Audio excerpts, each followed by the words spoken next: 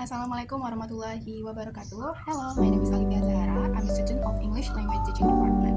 Today, I'm going to give a brief review and explanation about the paper that I've made before.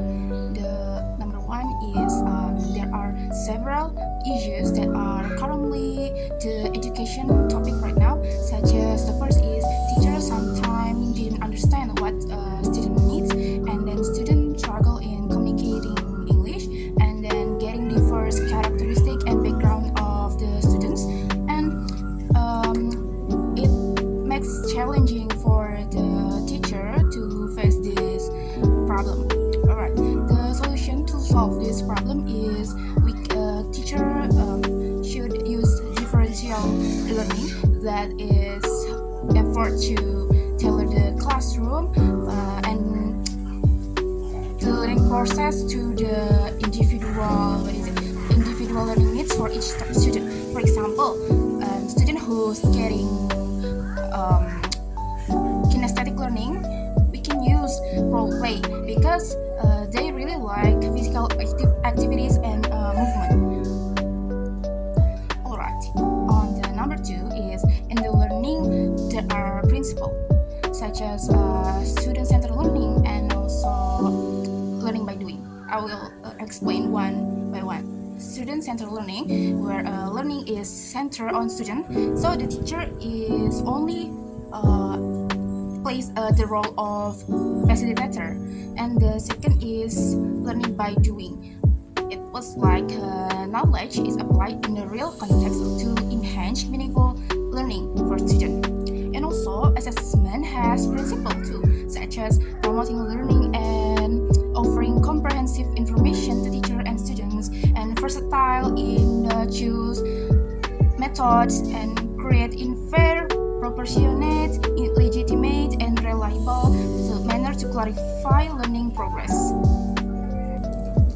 Alright, on number four is assessment is a very important thing in learning because it measures students' ability to understand the material that has been delivered. The following are some effective strategies for learning English. Number one is listening. The formative to measure listening is through responsive listening. Responsive listening, it was like Q&A session. For example, when the teacher provide a videos that relevant to the material, and then student can answer the question posed by the teacher related to the video. And then for summative assessment for listening, through selecting listening. For example, they may listen to the stories, movie, monologue, or conversation, and student must filter out irrelevant information. This often involves true or false question, or we can call a binary choice. And then for speaking, it is for formative assessment is through responsive speaking. It was like Q&A session too. For example, the teacher give a topic about the material that want to be present, and then the teacher ask for the responses or opinion from the students. And then for the summative assessment is through extensive speaking. For example, students present about the material that has been delivered before. Okay, on the next skills is reading. For formative assessment for speaking, for reading is through interactive reading. This is suitable for measuring students' prior knowledge, especially. For example, the teacher provides a reading passage and students are grouped into a small group so they can discuss and understand the reading and materials together. And then for the summative assessment is through project-based assessment. For example, we can creating text analysis through a visual project like a poster, infographic, or PowerPoint. And then the assessment for writing is the first is formative assessment through responsive writing.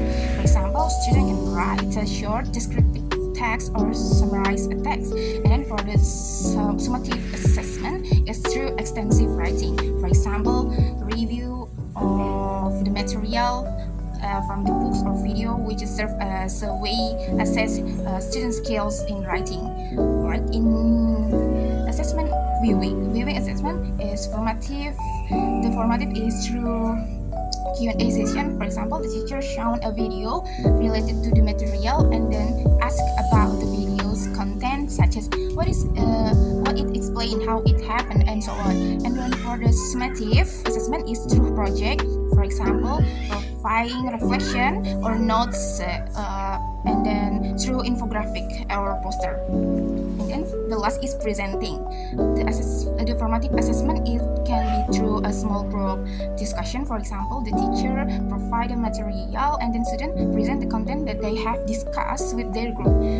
And then for the summative assessment is making video review and analysis. For example, student create video presentation and then the end of the video is submit an evaluation. Number 5 is the last number. Learning outcomes and learning objective must be aligned so that in the making assessment they can match.